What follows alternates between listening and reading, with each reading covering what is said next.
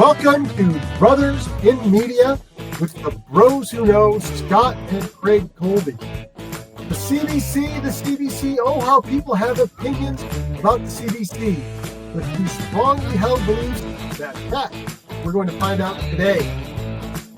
I am joined, as always, by Scott Colby, a journalist with 36 years of experience as a reporter, columnist, editor, photographer, designer, as well as a national best-selling author and the creator of the Coach Colby Writing Academy. Visit his website, coachcolby.me, for a free insider's cheat sheet on how to write effective op-eds. He has never worked at the CBC. And he's Craig Colby. I never know which way he's going to end up, so I'm going to hedge my bets. Craig Colby has spent 37 years in broadcasting. He's an award-winning executive producer and author and owner of Colby Vision, a video production and consulting company. Craig has never worked at the CBC, but Simon Dingley has, and he's joining us today. He's also worked at CTV and Global News, delivering the news to the good people of Canada. He is here today to help set the record straight. Welcome, Simon. Thanks for having me on your podcast, guys. All right, Simon, I'm going to get right into the deep stuff. One of the reasons I wanted to do this particular show is a Facebook post. Somebody I know from my hometown. This is an intelligent person who has retired. He's a grandpa and everything. He once posted that the Prime Minister's office tells the CBC what to have on the news. And I said, where did you get that opinion from? He said, it's not an opinion. I know it. And then I disagreed with him and he never came back to me. So here's my question. And I know the answer, but I have to ask it anyway. Does the Prime Minister's office tell the CBC what to put on the news? Craig, there's a myth that CBC is in the Liberal government's pocket. I've seen this all over social media, usually from people who've never actually worked for the CBC or the Prime Minister's office. In the 30 years I worked for the CBC as a news reporter and producer, not once did anyone at CBC say, go soft on the Prime Minister or any of his cabinet ministers. All right, so that's what I thought. How does you worked in the CBC, you also worked at Global and CTV. Let's start with CBC stuff. How does the CBC newsroom work? This is a very good question. A lot of people don't know how a story goes to air. What happens is CBC and CTV and Global all have senior producers. They monitor the news, not only in Canada, but around the world. And they look for stories that could be of interest to their viewers. And when they find one, the senior producers will talk about it. And then if they think there's merit to this story, they'll tell an assignment editor, they'll tell an assignment editor, okay, let's get a reporter on this story. And quite possibly, they will also assign a producer to look into the story to see that it's a real news story. The reporter and producer start working away on it, and they say, yes, there is a story. And usually by 10 a.m. in the morning, this happens. The reporter will say, okay, let's go and get this. And they go out and chase the story. At 1 o'clock in the afternoon, the reporters and producers are required to call into the assignment desk and the senior producer's desk and tell them exactly what they have found out so far and what elements they have for the story. And if the senior producers say, yes, we still think we've got a story, they keep at it. At 4 o'clock or at 5 o'clock at the latest, usually the reporter or producer has to call in again and say, here's what we have. We think we have enough for a story, or no, there's not enough for a story. The story is then edited if the producers approve it. But at any time, if the senior producers think this is not strong enough or it's not a legitimate story, they can kill the story. And it's happened to me. I've worked right up till 9 o'clock one night when the National was going to air, the early edition of the National. And at 8:55, I got a call from a producer many years ago, and she said, your story's dead. So that's basically the process. It works the same at Global and CTV. I work for them as well. And the same situation, senior producers hand out the stories, and the reporters are allowed to say, no, this is not a story. So if they don't think it is. Is there a difference between CBC, CTV, and Global and how that process works? Do you have more resources, or does one more aggressive, or does one have a different angle or a different focus? They could all have various angles on a story. It's basically the same process. CBC, because it has more people will discuss the story and bring out certain questions. often the reporter may have to defend the story. Like the producers will say to him, "What did you find about this?" And if he says, "Well, we find there's nothing to the story," then a producer might say, "Well, did you check this angle? Did you check that angle?" Basically, because CBC is public and it gets taxpayers' dollars, it has more people, and more people look over your story, and even any one of them can say, "We don't think you've got enough for a story here." Global, and I was a local reporter for Global. I think it's pretty much the same, although they don't have the same amount of resources. And I worked for CTV local in Montreal. They didn't have the same amount of resources as CBC National does. So I have only worked in one newsroom. I worked in the TSN newsroom. I worked in Discovery Channel Science newsroom. I've been a senior editor. I've been a Simon editor. I've been a producer at one point, my career as a reporter. This sounds like every newsroom I've ever been in, maybe with more check-in points. How about you, Scott? Yeah, I mean, I've worked in print, but yeah, same thing, same sort of process. Not as tied to these deadlines, throughout the day. But yeah, it sounds like the same process. A give and take, reporter, editor, coming up with ideas. Do we have the story? Don't we have the story? Where are we at? Do we hold it? Do we kill it? I guess one question I want to get to is working in public. Okay, so the prime minister isn't in your ear right now, but in the private sector, did you have pressure from ownership, whoever owned CTV or Global, to interfere with? Nope, never. I've got to say, there are good people both at Global and CTV. I never had anyone say, take the government's line on this story, or to throw a softball question at either of those networks either. But I mean, like the owners, did the owners say, "Hey, I'm buddies with so and so. You cannot critique this company or this or whatever," anything like that? I never experienced anything like that. For the most part, all of them are hardworking media types or journalists. I never saw anything like that where an owner might say, "Hey, get this story off the air." I didn't see that. I can tell you, I saw it once at TSN, and it had something to do with criticizing. There was a story that was killed because it was critical of the NHL, and TSN is a rights holder. At far more than sports desk, they show games. So that's the only time I've ever seen it in my career. So the idea that corporate overlords or the government are in there with their fingers in the pie of a newscast every day is, none of us have seen it, but also it's impractical just by the speed at which you're going and the number of oversights you need to even get it to air or into print. You just jogged my memory on something, Craig. When I was a reporter for Global News, one day I was at my desk working on my story. It was about 4:30 in the afternoon, and the assignment editor came up to me and said, "You know what? We don't need your story tonight. We're good." And that was very rare because Global was very lean and mean on the ground. They don't waste resources. And then I saw the assignment editor approach two other reporters and say, "You know what? We don't need your story tonight." So I watched with interest to find out why my story had been dropped. And in the middle of Global's newscast, they brought on McPizza from McDonald's. And it was a bit of a shock to see basically an infomercial during the middle of news for McPizza. And a few of the reporters, we all looked at each other like, but it's private television and they have their constraints too, and their financial resources. So I wasn't totally surprised. I wasn't thrilled about it, but I understood why they did it. But that wasn't suppressing the news per se. No. That was just clearing the decks to make a way for essentially an ad.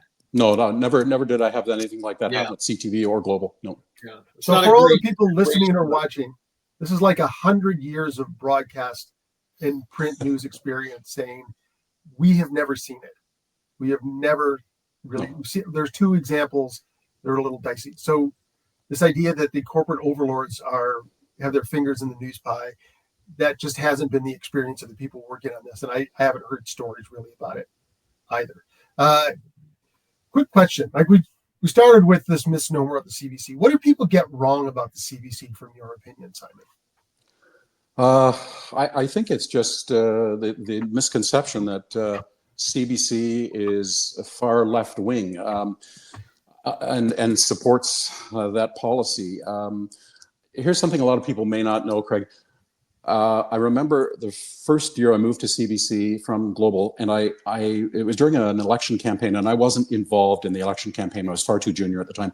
And I watched the producers round the national assignment desk, and they had stopwatches. And what they were doing was they were timing the amount of seconds the Liberal leader was on screen, the amount of time the Conservative leader was on screen, and the NDP leader. And if, say, the Liberal leader was getting 25 seconds of screen time in a story, and the other two, the opponents, weren't, they would tell the reporter, okay, look, we're not giving enough screen time to the others. You've got to make this equal. It's one of the things that CBC, that I was pleasantly surprised by.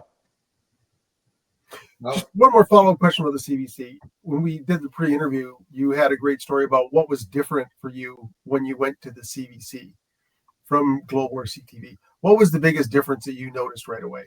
You know, I had this stereotype misconception that CBC was filled with fat cats and lazy, and there were dozens of people helping you. When I got to CBC, I never worked harder in my life, because suddenly, instead of filing just for the 6 o'clock news at Global, which I did, I was filing as early as noon for CBC Midday, and then recutting my story for News World throughout the afternoon, and then filing a piece to the local news for 6 o'clock. And then if the national wanted it, you'd be still recutting it then, and you'd recut it each time to make it better. It was something I'd never experienced. And it's even tougher right now for the reporters and producers who are there, because they're often not only filing their TV pieces, but they're also doing radio pieces. You probably heard them on CBC Radio. It's the same reporters. And in some cases, they're writing blogs. They're writing pieces for cbcnews.ca.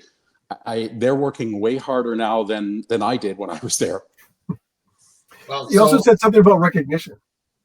Oh yes, I'm sorry. When I used to cover Queen's Park, and I'd be just one of the many faceless hordes of reporters there. And then a week after I got to CBC, Bob Rae was the Premier of Ontario at the time.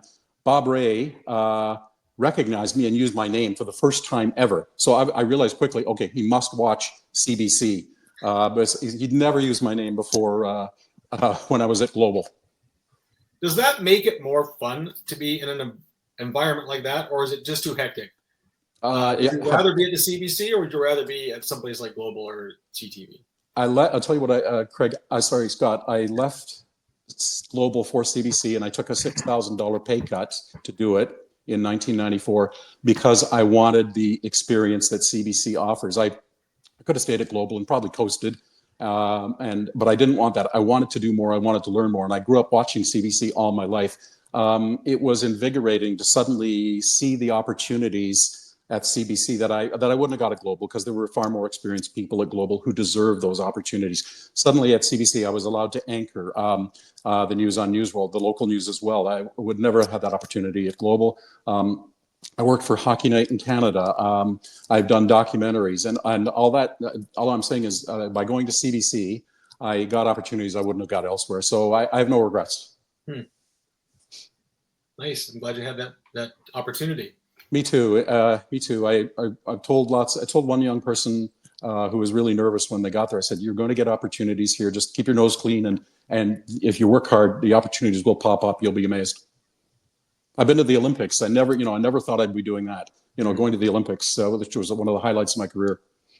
So here's a big question: do you think the CBC should be competing with private enterprises? And I say this also because I've worked in print. When I started out in the 80s, early 90s, we didn't compete directly with the CBC, right? At all. Now with websites, we compete directly. All news organizations compete directly with one another on the web. So how do you feel about that? I'm conflicted about it. I certainly respect your point of view and others who say CBC shouldn't be competing against the other privates because we get government funding. And the thing I'd say is if the government funding was stripped or were defunded, a lot of CBC would disappear. And my concern is that Canadians would be flooded with American news. But I certainly understand why other broadcasters and print journalists would be upset about the lack of funding, whereas the CBC gets $1.4 billion a year, and Radio-Canada it's split. Right. Hey, listen, I said this before. I think of the CBC as the Obi-Wan Kenobi. They're kind of our last hope now. and not just from the news, but in programming. There's just so little commissioning for Canadian programming in Canada, and most of it comes from the CBC. They're the last place that I see that will take chances and do something original and not just try to follow a trend, Top Chef Canada or whatever. So I've never worked at the CBC. I've always competed with the CBC, but I've never been more grateful to have that around. So just leading into that, what can the CBC do now that private industry can't? I think CBC should be doing things like taking chances, just like you recommended earlier. I was never so proud as the night I watched the Tragically Hip special that was on CBC a few years ago, their final concert, and CBC showed it commercial free. And I thought, this is what we need to do.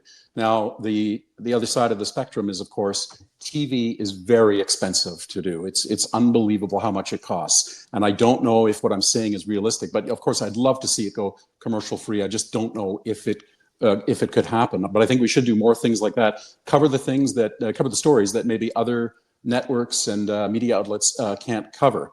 That's what I think we should be doing. And sometimes they get it right. Yeah, what do you think about... Sorry, go ahead. I was going to share a story. There's a criticism of the CBC, and there's something that happened in December 2019. Justin Trudeau was at Buckingham Palace, and he was caught trash-talking Donald Trump. You may remember the story. Yep. It made international headlines. And a friend of mine who openly takes shots at the CBC messaged me, and he chortled and he said, I guess the CBC won't be reporting on this story. Well, in fact, CBC had broken the story. CBC producer had listened to all the audio tapes and heard Justin Trudeau making the comments about Trump, and it turned into a huge international story. And when I pointed this out to my friend, he said, whatever. Yeah. You can't win. Can't win. No. Craig and I have talked about that in previous our podcasts about, public perceptions, how hard it is to change them. People have their point of view. I'm a huge fan of CBC, particularly CBC Radio. Right. When I came to Toronto in the late 90s, I was surprised that CTV had such larger numbers on the news. I didn't realize how profoundly different it was. And I often wondered whether CBC should be competing in television news in a big market like Toronto, right? Whereas I've worked in Thunder Bay, I've worked in Kingston, I've worked in Ottawa, I've worked in Hamilton, in London, Ontario as well. And I can see the value of having, a broadcaster like CBC there, especially the radio, especially in Thunder Bay. Now there'd be almost no news in Thunder Bay if it weren't for CBC Radio.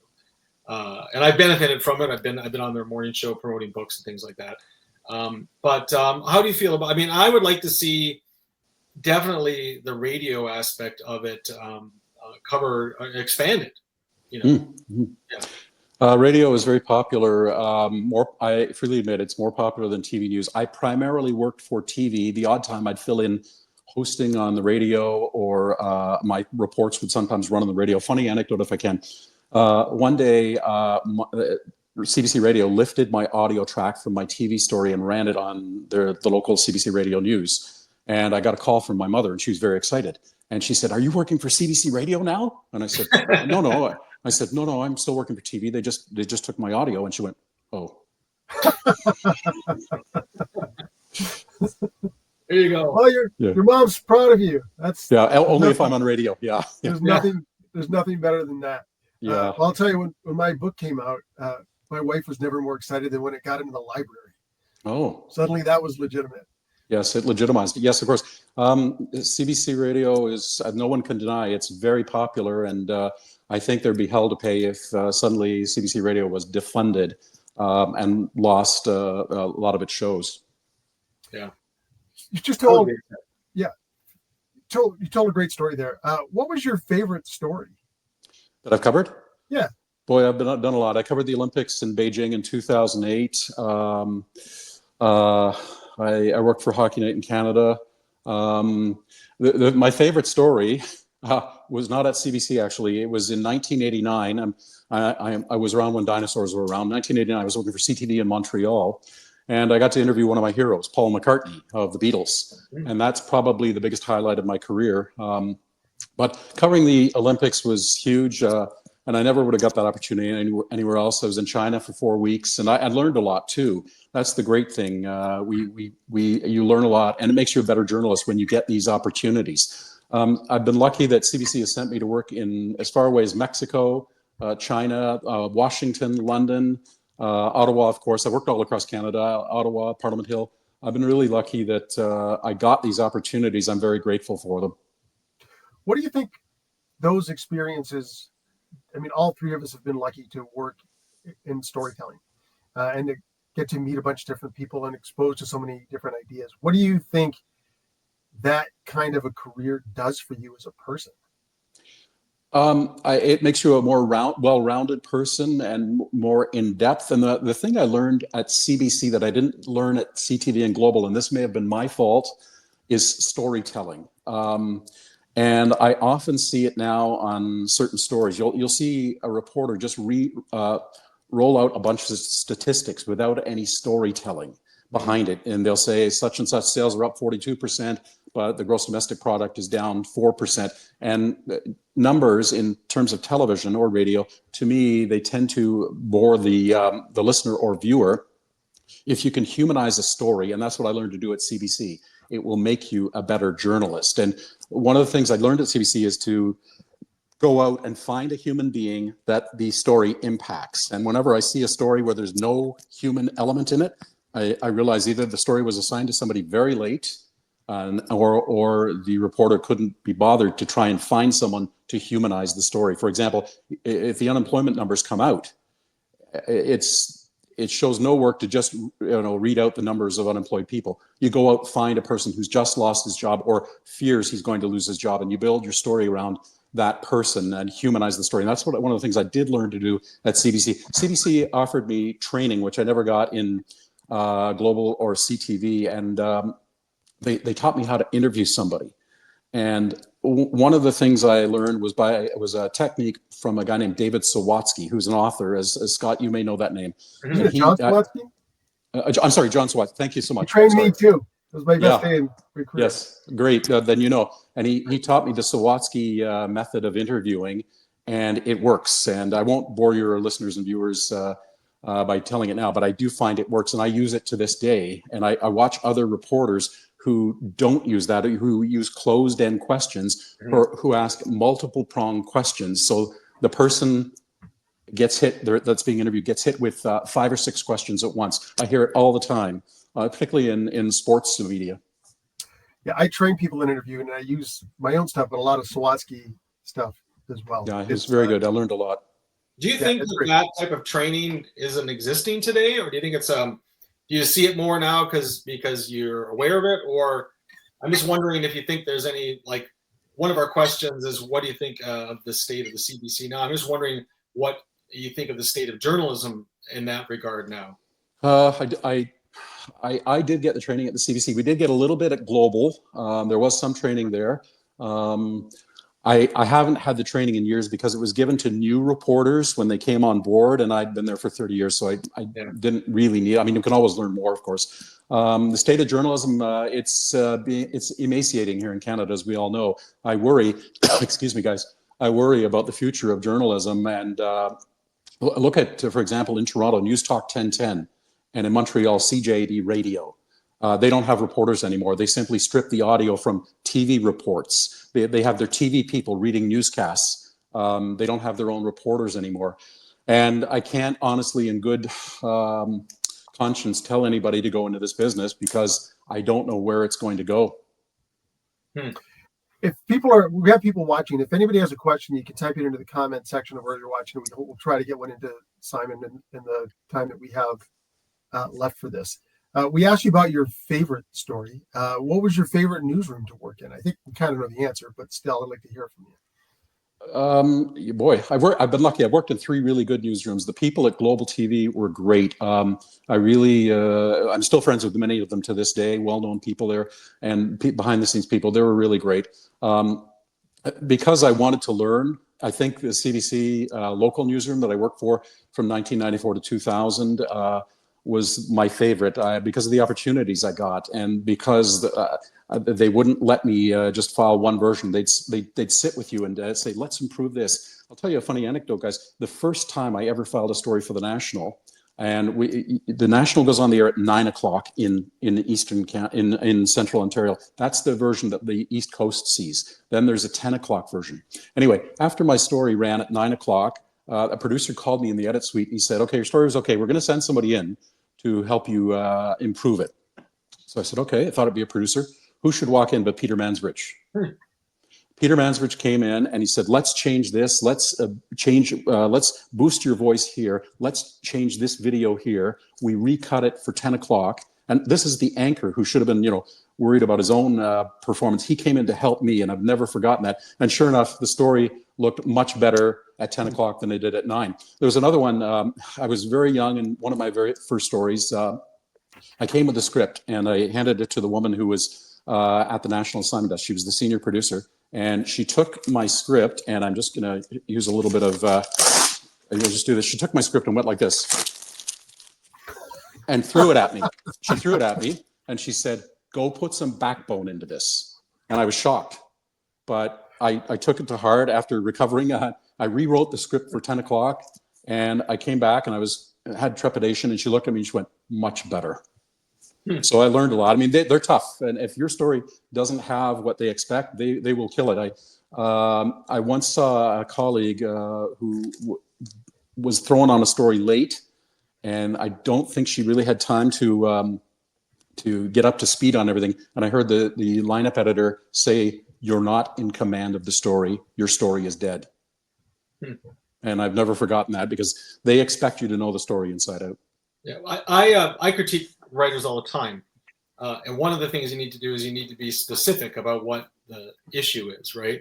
It didn't sound like there's a lot of specific feedback there. Did you get the specific feedback in those instances? I did. Yes, I did. Sorry, I just didn't go into it, Scott, because because of time constraints. But she's the lineup editor said you've got to show evidence of something or other. And this happened like 25 years ago.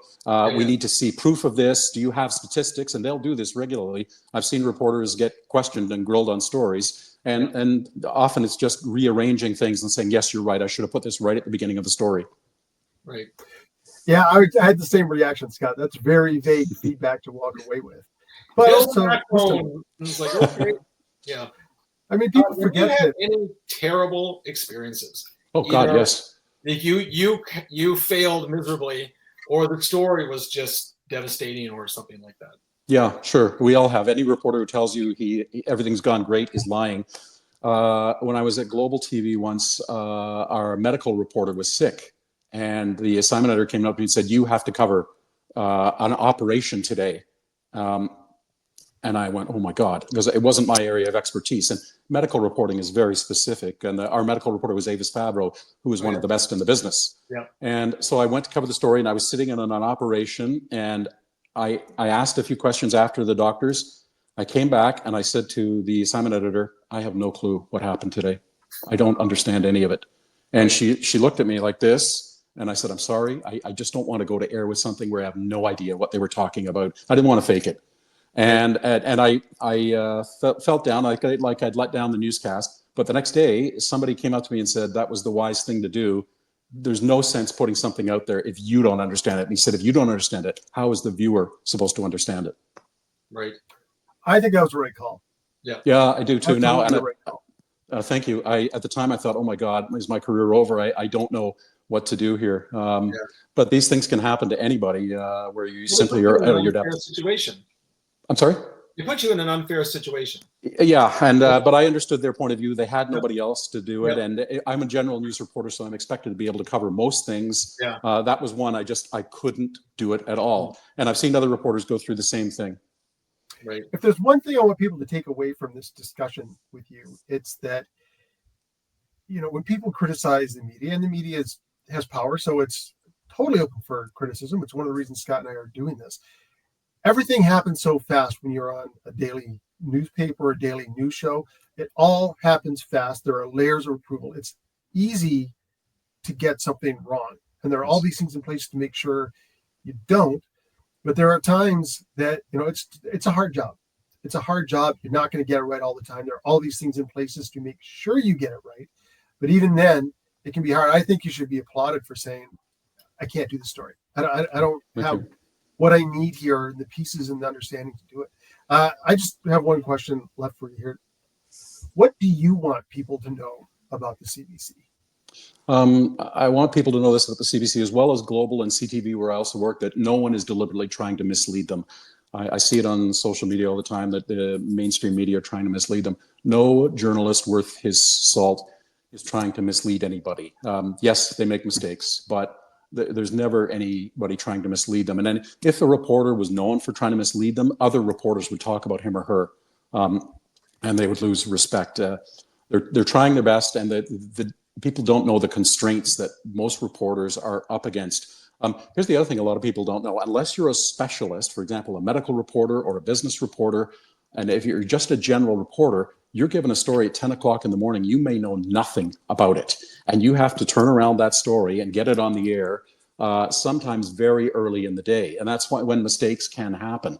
And it's happened at all of the networks. So we're general reporters, and you could be lied to in an interview. And I've had that happen to me by people I was interviewing because they knew the subject better than I did. And you just have to try your best. Yeah, I think that's an important message that I want people to know from this as well, is that, you talk about the importance of humanizing your stories, right? Mm-hmm. Well, I think it's important to humanize the industry, that there are people like my brother and you and me who are out there just trying to do their best every day, who ultimately have the readers or the viewers or the public interest number one every single day. Mm-hmm. And it is very frustrating to see that criticism, that it's this homogenous group of people who are somehow we're puppets, being controlled. There's been days where I've gone home, Scott, and I thought I did not do a good job on that story. I screwed this up. I did not give it 100%. I made a decision that backfired on me. And I don't know about you guys, but I would go to bed thinking, oh my God, I should have done this or should have done that. And the other thing is, often there's a meeting the following day after the newscast runs, and you go around the table, and all the reporters are there, and some of the producers and the news director, and they'll say, what did you think of the story? What could you have done better?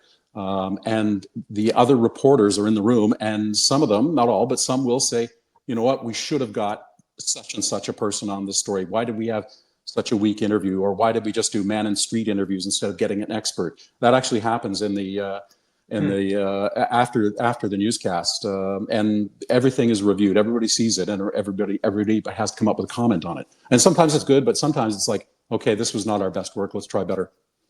When I was on Discovery Canada, we would meet the next day, especially the early days, and talk about the show. And your work was criticized. I actually really liked it. It wasn't about you; it was about the work.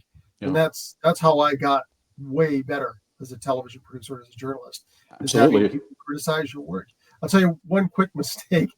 The mistakes that I have had go to air, it's not that they haunted me that night. They still haunt me sometimes. I remember there was a player for the Chicago Cubs, rookie, who had like a 19-game hitting streak. And we used to get this Sports News Service feed that came in at like 10:45. And you'd have to 10:15 to 10:45. I can't remember did start. And you'd have to grab it and cut it and put it on the air. It was lightning fast. Yeah. And he had a 19-game hitting streak. And I went to air and I sat and watched it. And the announcer said that Doug Walton had a 19-game hitting streak. And Doug Walton was a guy who sat next to me on the row. And he was working on his script when that came up. He liked it. I didn't like it so much. We did actually have a question from you. Have a question, yeah.